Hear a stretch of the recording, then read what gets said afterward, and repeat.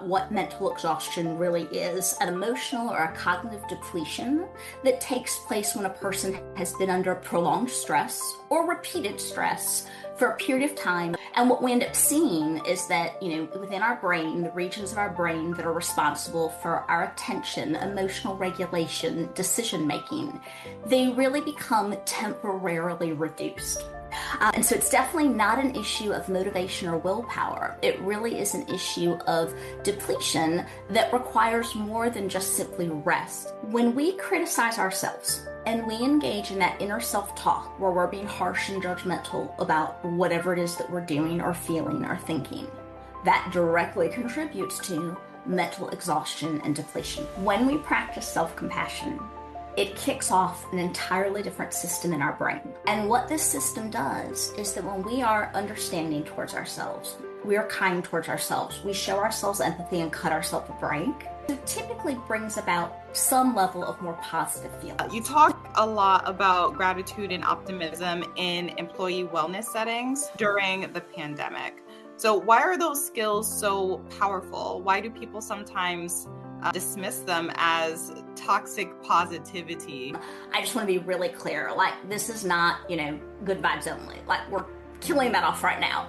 This is based on the science coming out of the field of positive psychology and resilience research. These 4 skills were some of the resilience skills that found to be the most effective in enhancing resilience during times of transition and uncertainty. They work directly with how our brain processes stress. Gratitude and optimism broaden the lens. They actually force our brain to stop being so focused, that narrow focus on threat detection and safety, and start taking in other things, in this case, positive. For individuals who kind of regularly practice gratitude and optimism, it's been associated with greater levels of happiness, increased motivation, more compassion for self and others, better coping abilities, and better physical health. Where we see the best physical health outcomes with these skills is in terms of sleep, cardiovascular health, and pain. Question from the audience. So this person feels like they're exhausted on the job, they come home, they're exhausted, and maybe they're not getting the results they're wanting. And how do they keep having resilience when it's hard to keep going forward? For this person is, at this point in time, are they or have they had the opportunity to learn or just try to practice and incorporate any of these types of resilience skills into their routine? And if they haven't, I would say start small. Start small, the ones that we talk about today, even if you just pick one. And just try to practice it even for a minute or 2 a day. That minute or 2 is a window where it's giving our brain a chance to get out of that hyper alert state. It's giving our nervous system a chance to settle a little bit, and it's giving our body a chance to restore some energy. And those little moments add up. That's what the biggest thing to take away and remember is that mental exhaustion is not a personal failure or a personal shortcoming. It's a cue for recovery. It is simply saying that your nervous system has been under strain for too long and it needs support. And that support can look like... All right, we're back with another episode. I'm Tyquon Jordan, co-host of the Dash Wellness podcast, and I have my co-host with me, Carolyn Palmer Wallace, and we have a very special guest. One of the first times this happened in Dash Wellness podcast history, but we'll get into that after I give you a few things first. So, before we begin, let's start with 2 questions. Why so many people feel mentally exhausted even when they're technically getting through the day? And why does rest alone not seem to fix that exhaustion anymore? A lot of people aren't just tired, they're depleted. They're doing what they need to do, showing up for work and family and responsibilities, but underneath it all, they feel worn down, unfocused, and emotionally drained. Today, we're talking about why mental exhaustion is so common, and more importantly, how resilience can actually be rebuilt even when life doesn't slow down. Yep. And our guest today, as Tyquon alluded to already, this is a first for Dash Wellness. Dr. Megan Keys is our first returning guest. And if you listen to episode 5, Why We Struggle to Heal, the truth about trauma, grief, and connection, you already know how impactful that conversation was and what a pleasure it is to be speaking with Dr. Keys. She's a clinical psychologist, trauma expert, and educator with over 20 years of experience helping adults navigate trauma, grief, anxiety, and relationship distress. She's part of Upward Behavioral Health, where she provides evidence-based care and also teaches professionals what real recovery looks like. Dr. Keys, welcome back. We messaged on email, and you said that during the pandemic you led numerous employee wellness talks and focus on resilient skills like mindfulness, gratitude, optimism, self-compassion. From your perspective, what did that period really reveal about why so many people feel mentally exhausted? Well, there's probably a few things. Well, first, and thank you so much for having me as a return guest. I'm truly honored, and I was thrilled to hear from you that y'all landed on this topic as something that you wanted to invest an episode on, because truly talking about resilience is one of my favorite things to chat about. So thank you for this invitation. In terms of a lot of the work that I did during the pandemic, in terms of public speaking and doing workshops and seminars for employee wellness programs, so I think let's begin with just talking about what mental exhaustion really is, and then we'll kind of look at how the pandemic revealed that in many ways, kind of nationwide and worldwide. So when we think about mental exhaustion, it is not an issue of a personal shortcoming or a weakness or a failure. It is absolutely an issue of depletion. So, when somebody comes in and kind of talks about, I'm not thinking clearly, I'm irritable, I'm unmotivated, I don't know what's wrong. A lot of times, what we're really seeing is somebody whose nervous system has just been under strain for too long without adequate opportunities to recover. So technically, mental exhaustion is an emotional or a cognitive depletion that takes place when a person has been under prolonged stress or repeated stress for a period of time and just simply hasn't had enough opportunities to really let that nervous system kind of take a break and recover. And what we end up seeing is that, within our brain, the regions of our brain that are responsible for our attention, emotional regulation, decision making, they really become temporarily reduced. And so it's definitely not an issue of motivation or willpower. It really is an issue of depletion that requires more than just simply rest in order to kind of be restored. In terms of the pandemic, I would say it really pulled back the curtain on this issue. I think a lot of people, and I'm including us and probably a lot of the listeners, a lot of people were really running at full capacity up until 2020. But we had a lot of kind of supports in place that were kind of helping prop us up. When those supports were removed, our daily routines and rituals, social connection, that boundary between work and home life, it really revealed the chronic stress that people were carrying. And I would say clinically, probably one of the biggest things I noticed is it wasn't that people were, quote, falling apart. People were showing up. They were still working. They were still caring for others. It's just that they were doing it on empty. They were exhausted. And that's where resilience comes in. It absolutely is where we want to talk about and focus on resilience because whenever we talk about stress and adversity and even trauma, it's so important that we talk about resilience also.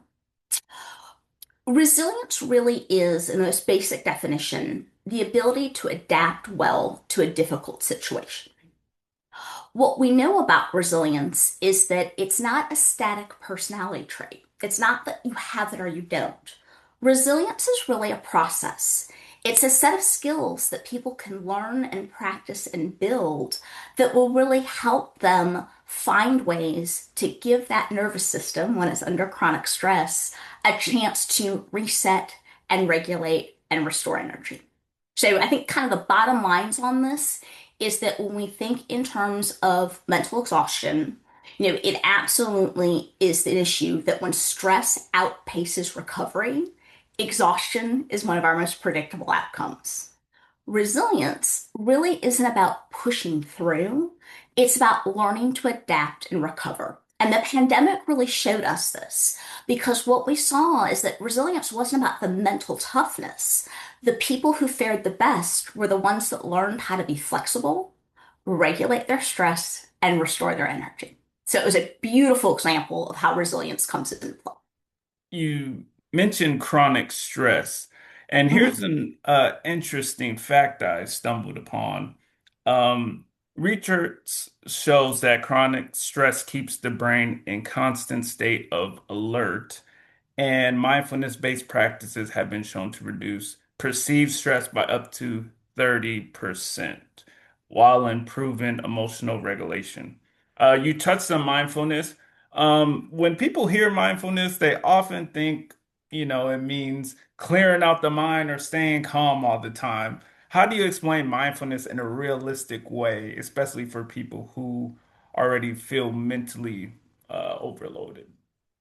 Yeah. So the most basic kind of definition of mindfulness in a nutshell, mindfulness is the ability to really be fully aware of what we are experiencing in any moment, what's going on internally, our thoughts, our feelings, our physical sensations, but also what's going on around us, like all that information we're getting through our senses.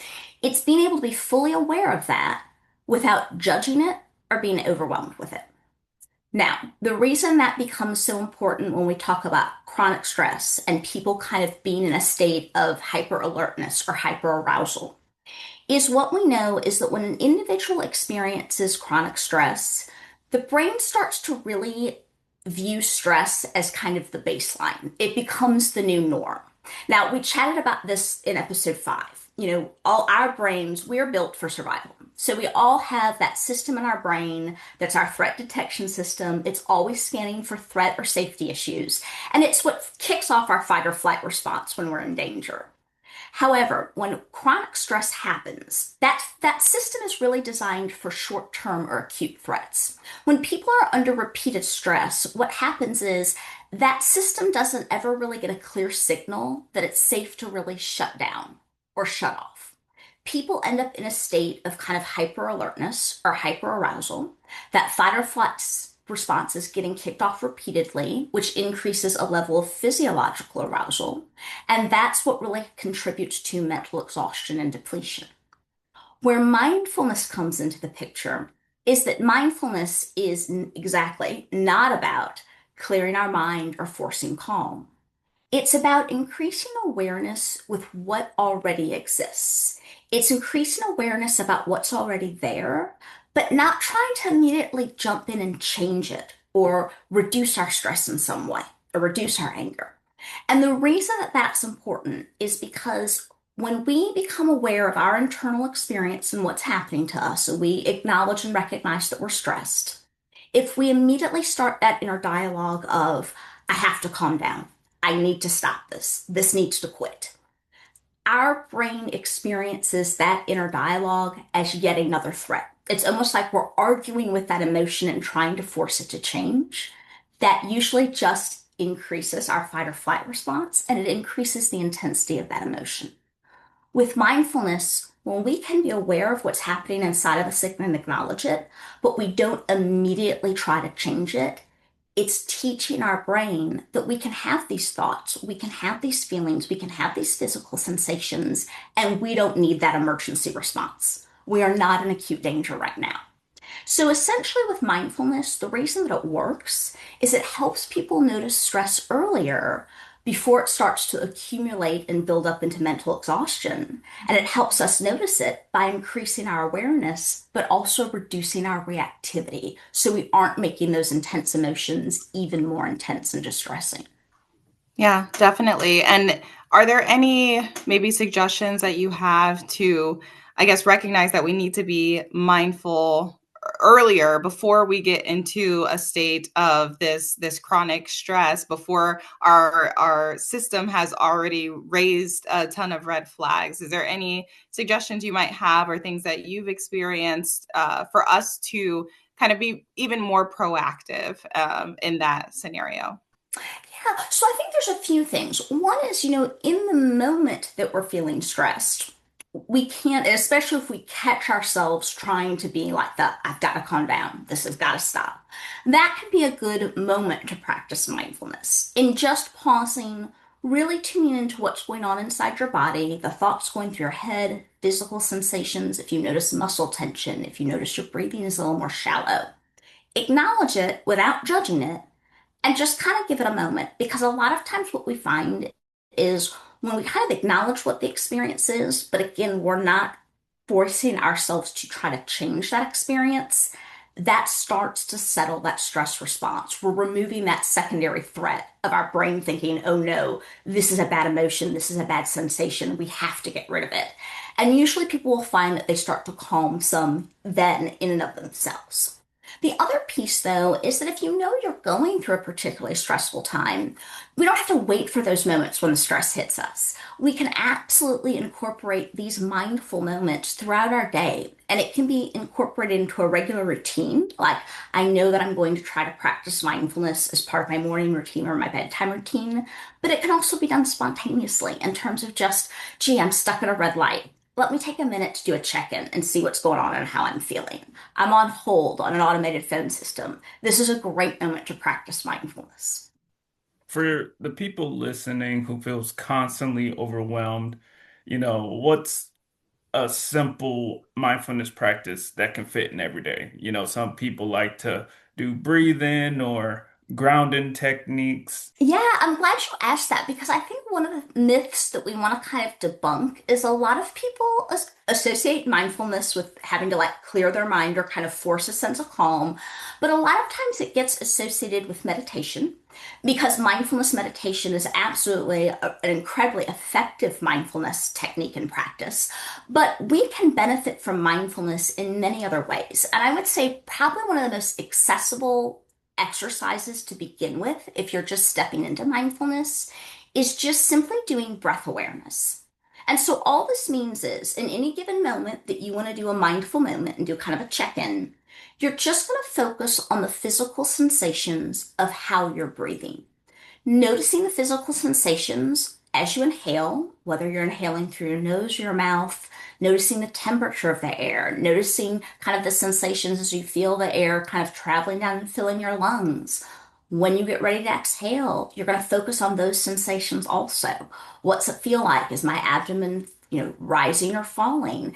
Am I breathing out through my nose or my mouth? Am I feeling my jaw relax as I'm exhaling? Just noticing those sensations is excellent practice for simply becoming more tuned in to what's happening in the moment. And what we find is as people are able to kind of practice that type of focused attention, it builds on itself. And it becomes easier to practice that focused attention in more structured exercises, like a breathing exercise or a meditation exercise. But it also becomes easier to sustain that focused attention for a longer time.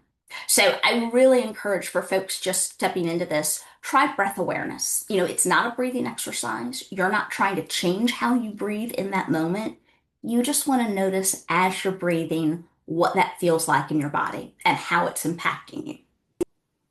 Yeah, I love that. There is a key difference between like focusing on box breathing, for example, and then just understanding how your physical being is in a moment. So I really like that you are highlighting the difference there because it exists. Yeah. It absolutely exists. And I think the bottom line that we want to remember with mindfulness is about awareness. It's not about trying to change something in the moment. But what we learn, and the kind of paradoxical piece of it, is often by not trying to change it, we end up experiencing a level of change because, especially during times of chronic stress, we're really helping our brain understand, hey, not every moment that I have tightness in my chest or I'm feeling anxious or I'm worried about something requires that emergency response of that fight or flight response getting kicked off. Yeah, definitely. It makes a lot of sense. And I think on the heels of that, I want to bring maybe a little change of topic here with another fact that we want to share with you and get your opinion on. Studies show that people who regularly practice gratitude report 25 to 35% higher psychological well-being, and realistic optimism is linked to lower burnout and lower, bouts of depression, even during times of prolonged stress. You talk a lot about gratitude and optimism in employee wellness settings during the pandemic.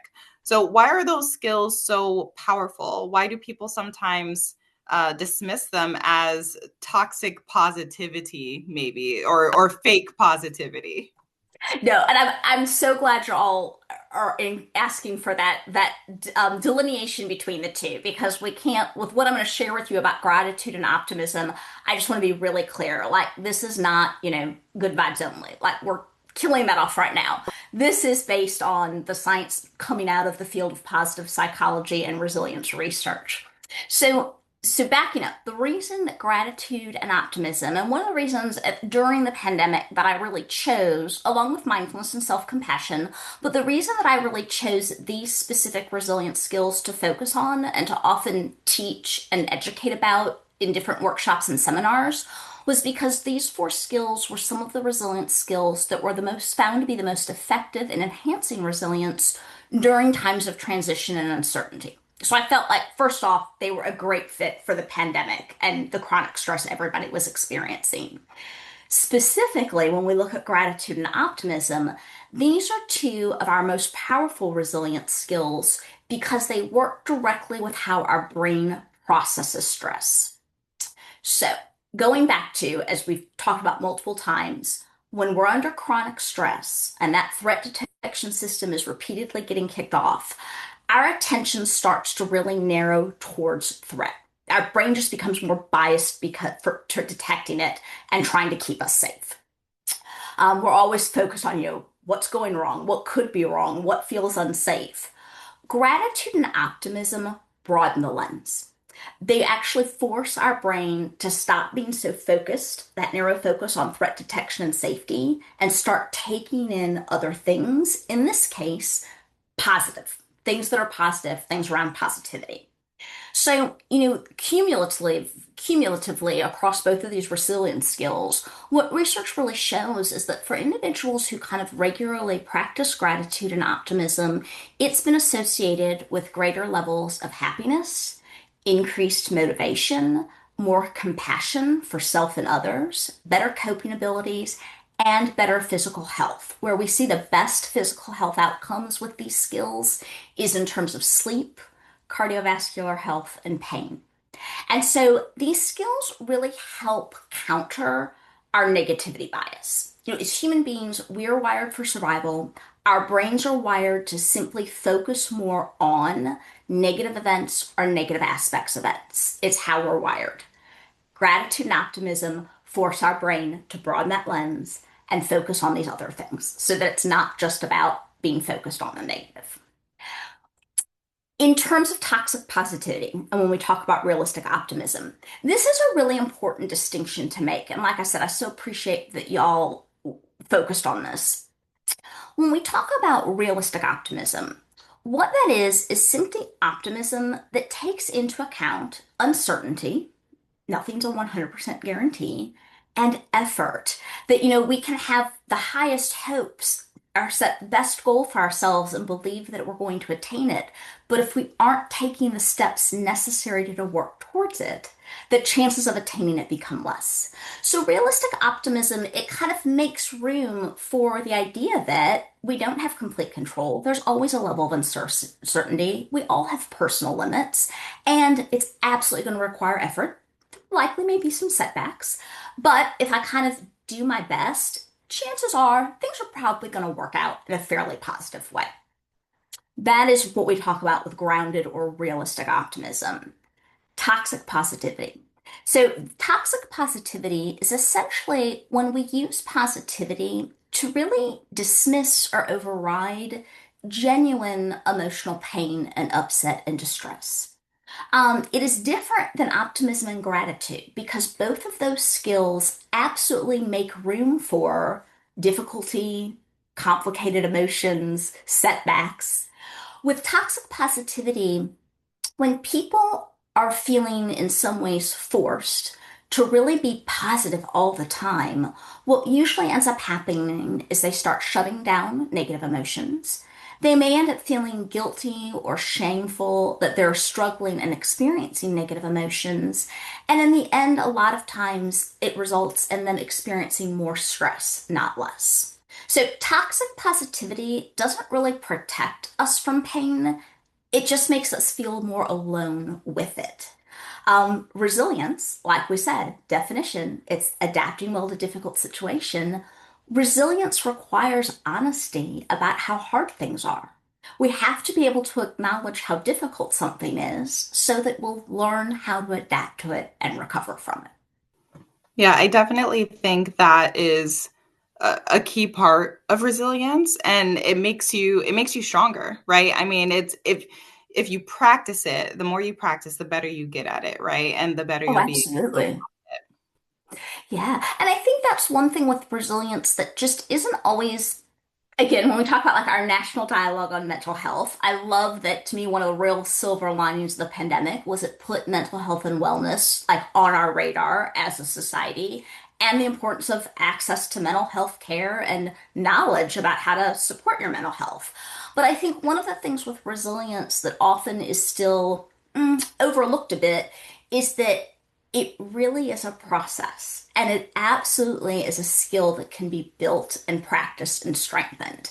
And I think that's something that doesn't always come across that clearly. I feel like in general, probably the general understanding of resilience is still like, hey, I'm a resilient person or I'm not. And if I'm not, it's just going to be more of a struggle for me. When in fact, positive psychology science is telling us more and more resilience is something each of us can absolutely build and strengthen within ourselves. And when you talk about the gratitude practices, like I think we spoke kind of generally about the definition. Do you have examples of like realistic practices that you can provide here? Maybe, some of our listeners are able to take a specific, exercise and apply it to their day to day when Like, it comes to that. yeah. So I think this is the biggest thing to keep in mind with gratitude, even when we talk about the practices that you can employ. Gratitude is not about trying to kind of sweep under the rug negative events or challenges or struggles that we're having. Gratitude is all about, gee, things are hard right now, and here are still things in my life that I appreciate or that I'm grateful for. So I think that's the first thing people need to understand about a gratitude practice. You absolutely can practice gratitude while still acknowledging and, knowing that things are not where I want them to be at the moment, or this is a huge challenge that I'm dealing with. In terms of the practices themselves, the bottom line is try to keep it simple and consistent. That's where we really see the best results. A lot of people, and a lot of folks have probably heard of this, a lot of people like to sometimes create gratitude journals where they actually write down, two, three, four things over the course of that day that they were grateful for or that they were thankful for. For some folks, just having the ability to kind of mentally note those things doesn't need to be written. Just being able to mentally note those things over the course of a day can be really effective. And again, similar to mindfulness, gratitude and optimism, these can be worked into a daily routine where you really are, you will incorporate it into a part of a morning routine, a nighttime routine, and lunchtime. Or it can be spontaneous. You just kind of give up thanks or give up appreciation kind of in the moment when you encounter something or think of something you're grateful for. One of the things that research shows, and this is kind of really, I love this part because it just shows how the impact gratitude can have on us. When we verbally say thanks, so whether we're writing it down, we're saying it in our heads, we're saying it to somebody else, when we verbally say thanks, when we use thankful or grateful language, and so just in general, even when we're talking to people, oh, I'm so thankful that this happened. Da da da happened. I was really grateful about that. And when we kind of share our experiences that we're grateful for with other people, I was so grateful. This is what happened. Boy, it's so like was such a pick me up that day. That day was so rough, etc. those are all things that really strengthen the positive effects of gratitude. So I can give you an example, like personally, how I tend to use a gratitude practice. So I kept gratitude journals for years and years, probably close to 2 decades. And then I sort of went through a period of time where those were not as effective for me. And I started doing more of the kind of spontaneous gratitude and kind of looking into other ways to incorporate it. So one of the things that I did was I started to think about, and this was a little bit about kind of getting a double bang for my buck in terms of optimism and gratitude. I have certain things I think everybody does that you encounter that just kind of tickle you. It's kind of immediate kind of mood boost. And for me, one of the things is if I'm driving and I see a car with a dog that has its head hanging out the window. So for whatever reason, that is just for me, it is like a pure moment of joy. No matter what my mood is, it's always a boost. And so one of the things I did was start incorporating that when I see that or encounter that, I give up things. Now, who I'm thanking, am I thanking God, the universe, the owners of the dogs for bringing them out that way? Divine timing. I got stopped at the red light behind the SUV with the Australian Shepherd in the back seat. It's not even always to a specific who or what. It's just the process of acknowledging, oh boy, I saw something that really tickles me. This was a positive boost in my day, and I'm thankful I had the chance to encounter this. So, gratitude can look as simple as that as well.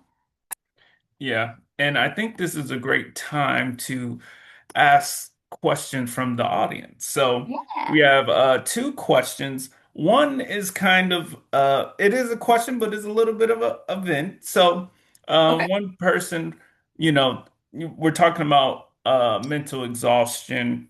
If this person feels like they're exhausted on the job, they come home, they're exhausted, and it's, maybe they're not getting the results they're wanting. And how do they keep having resilience when it's hard to keep going forward? I think one of the things that I would consider with that for this person is at this point in time, are they or have they had the opportunity to learn or just try to practice and incorporate any of these types of resilience skills into their routine? And if they haven't, I would say start small.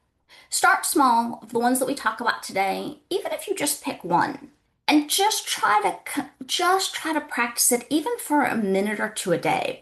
And that's where the research to me in this area is so incredibly strong because what we see is that just practicing that breath awareness, that mindful moment, just practicing that for a minute or two a day, that minute or two is a window where it's giving our brain a chance to get out of that hyper alert state. It's giving our nervous system a chance to settle a little bit, and it's giving our body a chance to restore some energy. And those little moments add up. That's what we see. And so I think that's probably one of the biggest things that I would encourage folks, especially if they're at that place where it feels like they may be hitting a wall. Like, God, I don't know what else to do. I don't have the energy or the bandwidth to like take on a big new skill or a big practice. Start with a minute or two a day, see where that goes for you and try to build on that. I think the key is just finding a starting point and finding something that works. And one of the reasons when I talk about resilience skills that I rarely, I mean, I will do talks on a key resilience skill, but a lot of times I prefer to cover several because not everything's going to work equally well for everybody, and not everybody is going to like every resilience skill to the same degree. You're going to be more likely to do it if it's something that has a positive effect for you and you actually kind of enjoy some aspect of it. So that's the other thing I would encourage, especially if you've got a pretty narrow emotional bandwidth. Try one, don't like it, doesn't take, don't worry about it. Just try another one, a minute or two a day. See where it gets you. And the last question was, do you feel like people are less resilient now than ever before, or were they more resilient in the past? The saying that hard times create resilient people, you know, soft times, That's a great question, actually, as I'm sitting here, I'm having to think about that for a moment before I answer. I think what I would say is that I think that times have changed in a way that while some things modern day may certainly be easier and have reduced levels of stress that people didn't have to deal with or previously, those kind of hard times. I also think there's likely a new set of challenges and stressors that people are dealing with now that they most certainly didn't have to deal with previously. And I think even when we take something like the pandemic, and I mean, there's just no doubt, during the pandemic, the amount of stress and change and uncertainty people had to deal with was, I swore I wouldn't use this word anymore, but it was unprecedented. But even if we look at now, like one of the things since over the past year or so that I've gotten invitations to do talks on is just looking at how our shifting kind of political landscape is really creating significant stress for people or certain groups of people and where resilience can play a role. So to me, when we talk about like hard times versus easy times, it's really a moving target. So much of it comes down to you personally, what's impacting you, even if it's a major stressor that's impacting lots of other folks, it may not be impacting you to the same degree. And then figuring out for yourself what's going to be my best foot forward if I want to try to build some resilience to have as a bit of a buffer against some of this distress or turmoil that these stressors are creating. This kind of ties into self-compassion, right? Um, a lot of people are hard on themselves, and uh, another fact we researched was self-compassion is more strongly associated with resilience and emotional well-being than self-esteem, and is linked to lower anxiety, depression, and faster recovery from stress. Yeah. Yeah. So how does self-compassion help people bounce back and recover faster from burnout, mistakes, or emotional overload in your experience? Yeah, so self-compassion, I would say probably of the resilience skills we talk about today, self-compassion is the one that personally I've been trying to lean into the most the past year or so, largely because of the research. So let me start with the Tyquon with the kind of research that you cited. So you're absolutely correct. This self-compassion is really becoming one of the most powerful resilience skills that we can have based on the emerging research. And when we really look at the difference between self-esteem and self-compassion, self-esteem is really about kind of evaluating ourselves in a positive way, right? Kind of having positive regard for ourselves, our abilities, what we're good at, what we can contribute. Self-compassion is all about how we respond to ourselves when it's hard, right? When we aren't our best self. Things aren't going the way we had hoped, or we aren't performing or responding as, the way we would have hoped either. So and I think that's a really important distinction to make in mind when we talk about self-compassion. It's much more about how we support ourselves when we're going through hard and tough times. So the heart of self-compassion is really having the ability or learning to have the ability to really treat yourself with the same level of kind of empathy and understanding and support that you would treat someone that you cared about who was struggling.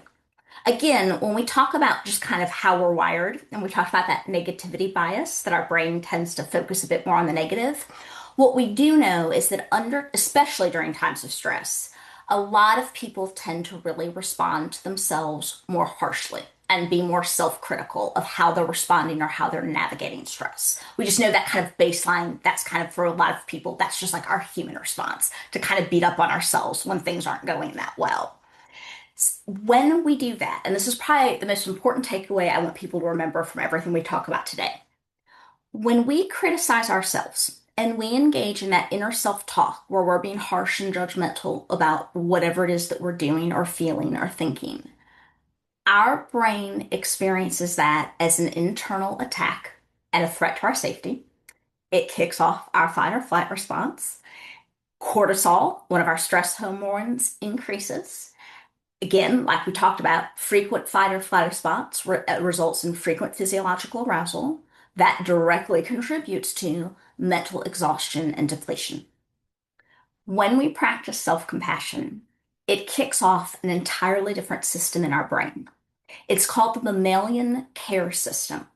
And what this system does is that when we are understanding towards ourselves, we are kind towards ourselves, we show ourselves empathy and cut ourselves a break, it actually releases oxytocin. This helps decrease the cortisol And it also typically brings about some level of more positive feelings. So when we practice self-compassion, it's not just that it simply helps us feel better. It's that it literally is restoring our energy. And that's one of the reasons that self-compassion is such a powerful resilience skill, especially when we're looking at mental exhaustion and depletion. Recovery is all about figuring out how to give our nervous system a break and restore energy. And self-compassion, it hits that target directly when we are able to practice that. Yeah. Knowledge really is power because I feel like just from my personal experience, I am very hard on myself, but the last thing I want to do is hinder my productivity because I'm so stressed about, how, a project is going to turn out or what have you. So my takeaway here from what you're saying is it actually is going to do me more good to be self-compassionate. And Yes. I think that is critical for our audience members to realize, especially for those who are particularly hard on themselves. If you want to be your best self and do the best work, then you're actually hindering yourself from doing that by going into this critique spiral. So Absolutely. How we talk to ourselves when we're stressed is so much more important than trying to be strong and push through.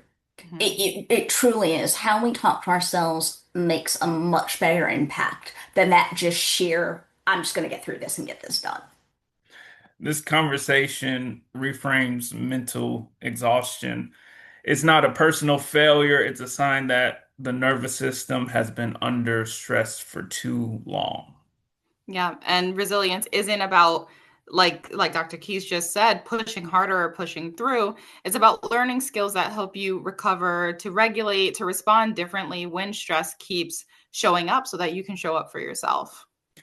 Dr. Keys, before we close, what's one message you want to say to people who feel mentally exhausted to carry them after listening today? Well, I would say the biggest thing to take away and remember is that mental exhaustion is not a personal failure or a personal shortcoming. It's a cue for recovery. It is simply saying that your nervous system has been under strain for too long and it needs support. And that support can look like starting small and just building and practicing one or two of these resilience skills. That support can also look like reaching out for additional support and possibly even professional assistance. Again, I think the thing that we have to remember is that part of resilience is knowing when additional support is needed. And if you really feel like you've hit a wall in terms of mental exhaustion or depletion, responding to that by reaching out for professional assistance is responding very wisely to what your system needs. And that is adapting to a difficult situation. That is resilience. Yeah, that's beautiful. I think that that's going to hit home for a lot of folks that are listening here Hope so. today. Yeah. For those who want to learn more about Dr. Keys and her work with Upward Behavioral Health, please check out the links in the show notes. We have everything linked below. And be sure to go back to episode 5 to hear more from Dr. Keys and her expertise. We so enjoy talking with you. Yeah, well, as I said, thank you again for the invitation to return. It is always such a joy to chat with both of you, and thank you again for your investment in resilience. It is such a critical skill for people to be aware of, and such a critical skill for people to be able to build. It is truly a skill that just keeps on giving and supporting you. Yes. Thank you again for coming on. And if today's conversation helped you, make sure you like the episode, subscribe to the Dash Wellness podcast. It helps keeps us bring experts on like Dr. Keys and make mental health conversations more accessible. So we will see you in the next episode. Bye for now.